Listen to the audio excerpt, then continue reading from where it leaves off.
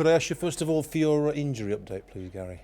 Yes, we haven't, I mean, we're not too bad. I think we always get little bumps and bruises after the game, but James McLean, of course, is is obviously going to be still missing.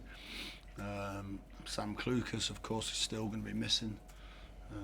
But I think other than that, everyone's okay. Yeah, I mean, we'll check one or two later tomorrow, but sure they'll be fine. I saw Bauer and Charlie playing for the under-23s at Sunderland the other day. Are they pushing for inclusions as well? Yeah, I think when people have not been involved in the squad for different reasons, both of those have asked if they can play just to maintain the fitness, which I think is, I said it before, is incredibly professional. That's what we want. All they can then do is impress in those games, but at least they're ready for when they're called upon. I think both of those are training with us every day. They're both part of what we're doing, but unfortunately for both of those players, amongst others, that they're not in the starting lineup, which of course, if you're a seasoned professional, can be frustrating. But it's part of having a competitive squad these days, is that you got to leave some good players out. How do you sum up the weekend? A small step in the right direction? A large step in the right direction in terms of our performance, but probably a small step in the right direction in terms of the result. I mean, having gone away from home, if you said a tough place to go, Sheffield Wednesday, that we would be largely dominant in the game, we would create by far the best chances, we would have something like nearly 70% possession, and come away with a draw. Whilst it's not the worst result away from home, having been 2-0 up and been so dominant, it's disappointing. But I think what's easy at the moment is to do, because everyone else is going to do it naturally, is to focus on every negative that you can find. And I think my job is to focus on the things that we feel we can build on. And the performance was very good for large parts, and for me, it was a lot closer to where we see ourselves, and was far more encouraging. Actually, the last 4 games are, in some ways, if you look at, we've won 2, should have won 3, and lost 1 that we could have got something out of in the last 4 games. So I would say that that's a step in the right direction over that period. But what we've got to do is, in some of these games, is little moments are still costing us in terms of doing the basics well, and that's something we've got to eradicate. So basically, what have you got to do better? We've just got to cut the mistakes out. I mean, we said that probably from the first game of the season. I think if we've made far too many unforced errors to take points away from us when we've actually played quite well in spells of games, and no matter who you are, no matter what level you're at, if you make those types of mistakes, you're always going to make it difficult to come out with the 3 points, even if you do deserve them. Of course, we could have been more clinical at the other end as well, but the fact we're creating chances, the fact we're having good control of games, the fact that they are silly mistakes that we believe we can cut out, gives us a lot of hope that we can continue to improve, and with those improvement performances should come some much better results. You're 20th with 6 points, but I don't sense any sign of any panic yet. You seem to have very deep faith in your players and the ability to play yourself out of this situation. Yeah, look, I mean, I sat here last season with 13 points from 10 games, the first 10 games, I think.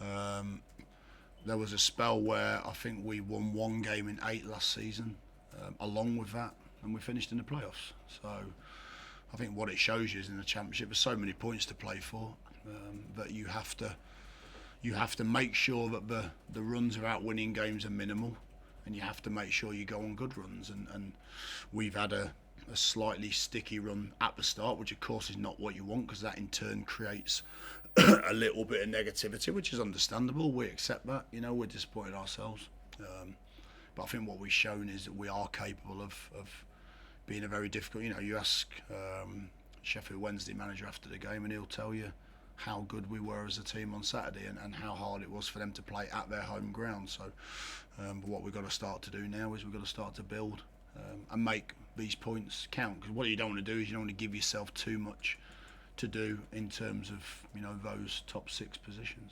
In terms of momentum, which everybody tells me is always important, back-to-back home games now, big games for you now, being at home?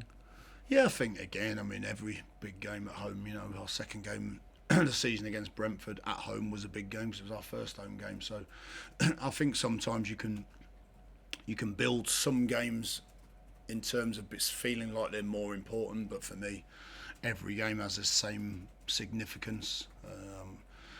The longer it takes you to win games repeatedly, of course, then there feels like there's more of a definite urge to get on that run. But I feel, like I said, in the last four games, we could very easily be sat here saying we've won three and lost one that we could have got something out of. So it's improving. We want it to improve to the point where we're winning lots of games of football. And we've got a big week coming up, but we're also respectful of the fact that starting tomorrow night, Swansea are a very good side. They've started pretty well. I don't think we've got anything necessarily to fear, but at the same time, they'll be coming here hoping to put another good away. I think they've been good away from home as well. So we have to be on our guard. We have to be very respectful of any of our opponents. Graham was very much, I think, a surprise appointment from coming from abroad. Do you know him? How do you know of him? I met Graham a while ago at a coaching course many moons ago, and he struck me as a really bright, intelligent lad. He's obviously had a good career, but in some ways, not dissimilar to mine in the fact that he probably hadn't reached the heights as a player but he maybe like to have done similar to myself. So therefore, that gives you added motivation. I think I found as a coach to try to have a better career and to try to think in a different way than a top player might. So, but he's done really well. He made a brave move going abroad to Ostersunds. I think he did a fantastic job there. I mean, I watched their European run and they were really inspirational in some of those games in a small club against bigger opposition. He started really well here, so it just proves more managers at a younger age are getting opportunities, and lots of them are doing really, really well. Bit of extra incentive around the game because two sides that have dropped, and I guess supporters of both those sides automatically think we've got to get straight back, so there's a little bit of added pressure. Yeah, I think if you're a side that's been relegated from the Premier League, there's always going to be added pressure regardless of who you are. I mean, if you're West Brom and you've lost your last game, or you've ended up drawing your last game, there's pressure that people think you should win every game. Swansea will be the same, although in a different way. They've gone about. I think financially they've tried to change their squad around a lot, and it's fair to say that ourselves and West Brom have probably had less of a financial remit, but the problems are still the same. You still have players at your club that saw themselves as Premier League players that maybe are not keen on being in the Championship.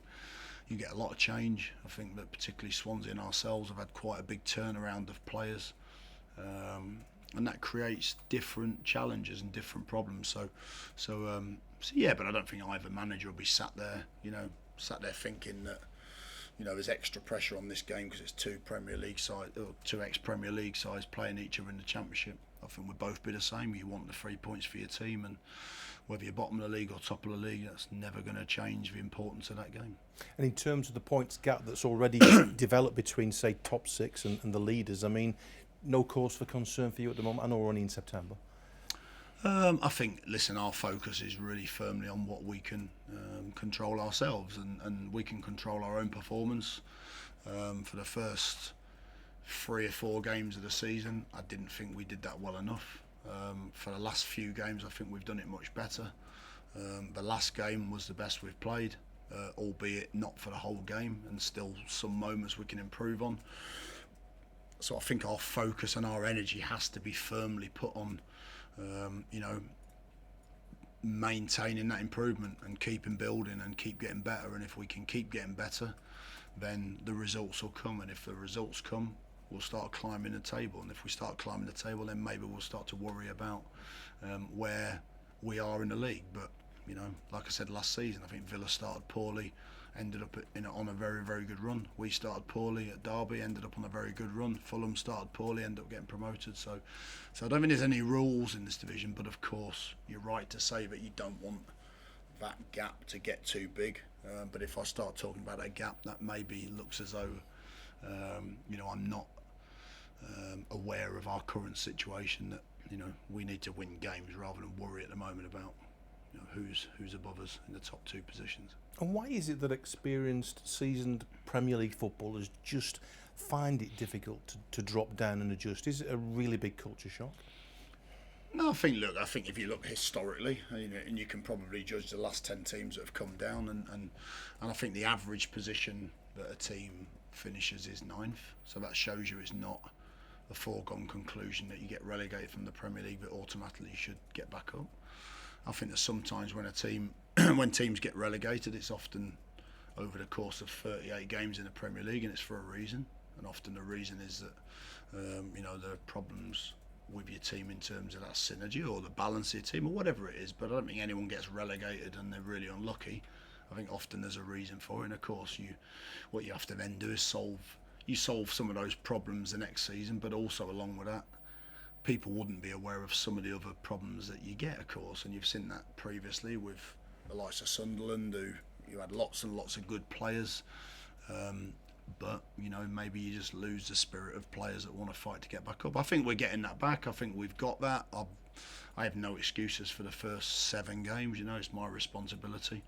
But what I'm seeing is a group that are starting to get over some of those challenges and start to get to grips with some of those challenges. And I said it before Saturday's game, I feel like now, although we were judged before and I'm being judged all the time, I think it's fair to judge properly from Saturday onwards to a certain degree, and I'm happy with that because I feel as though the team will get better quicker and the results will come. Because you're also one of the big teams in the division, aren't you? But I guess other teams, maybe not tomorrow, but other sides have maybe raised their game 10-15% because they're playing Stoke City Premier League last year. Well, I think you certainly get that early on. I mean, we played Preston recently, and Alex Neil, rightly so, spoke about that.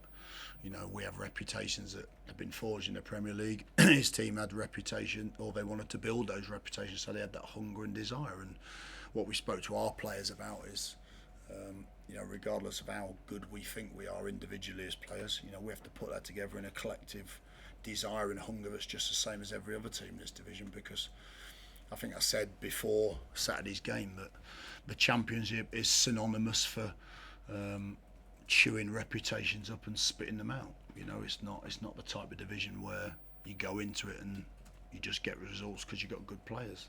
We know that teams are made up of a different synergy than that, a different balance and a different chemistry, and what we're trying to do is we're trying to find that chemistry. But I will sit here and say, I think we should quite clearly have more points than we've got at the moment, and we have to respect that we haven't done that. Can I finally just check on James Collins? His name's been linked with you. Where are you with James? Is he with you? Is he training with you? Is there an interest there? No, James is not training with us.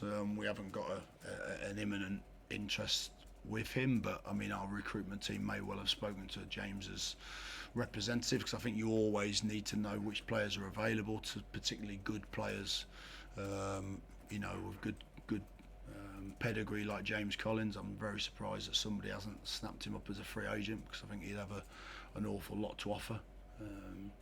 Could he offer you something?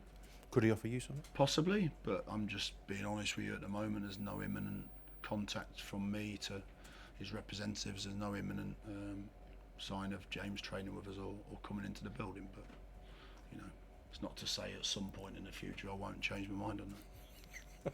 Thank you very much. There must be a temptation, even though we played very well for the large part of Saturday, to think about freshening up the team, having had a match on Saturday and a match on Tuesday, and obviously another big match on this coming Saturday. How do you handle that? Because some of the players on Saturday were so good, yet you may need to leave them out. Yeah, I mean, I think you look at certain scenarios. So again, I think people are always pick certain situations. So, for example, someone like Peter Etebo, who we took off on Saturday, had flown back in late Wednesday night, early Thursday morning, and I don't think anyone can really understand the effects of that, having then try and play two. I was actually really surprised of how well he did in the game and how long he got through the game, in truth. So it's the likes of him and some of the internationals that have certainly come back late towards the game. You look at the areas where you need that little bit of energy to maintain. We've often found that Saturday, Tuesday is not necessarily the problem. It's often the following Saturday that's the bigger issue. Again, that's just statistically off previous teams we've had. So certainly I won't look to make lots of changes for this one. Just simply down to the fact that we played well. And the fact that we played well, of course, I want to try and build on that, and we want to try and create some sort of continuity. But it's not to say that we won't make one or two adjustments and changes if we feel that they're necessary. Swansea are already bemoaning the fact that they missed out on Ryan Woods, that their loss is your gains. He made a great start on Saturday, didn't he? He did, yeah. I mean, I'd be surprised if they're bemoaning that, because I think they had an opportunity to sign him, but maybe the fans are bemoaning the fact they didn't sign him. But look, again, that's whatever decision they made is down to them. But we're certainly grateful that they didn't get the deal over the line, because he's been one player that we've looked at for quite a while, and wondered whether he could fill that role that we felt he could. He's an interesting one, Woodsy, because whenever we played against him in the past, he's always dominated the game and he's always stood out. But I think such is the scenario sometimes when you get teams that are hopefully going to be the top end of the division. You wonder whether he can, he's going to come in and have the same effect. Well, Saturday was fantastic, because as soon as he walked in the building, you could see what great energy and great ability he's got. He's a talker. He's got a little bit of toughness about him. You can see he's a winner. And whilst we hoped he'd have a good effect Saturday, I think he had a brilliant effect. We felt as though that position's one where we've lacked since Ndai left. And I felt as though he really knitted us together Saturday. So for me, he's a fantastic signing, and we're very, very grateful to have him here. What he's got to do now is, sometimes when players come in, they start really brightly.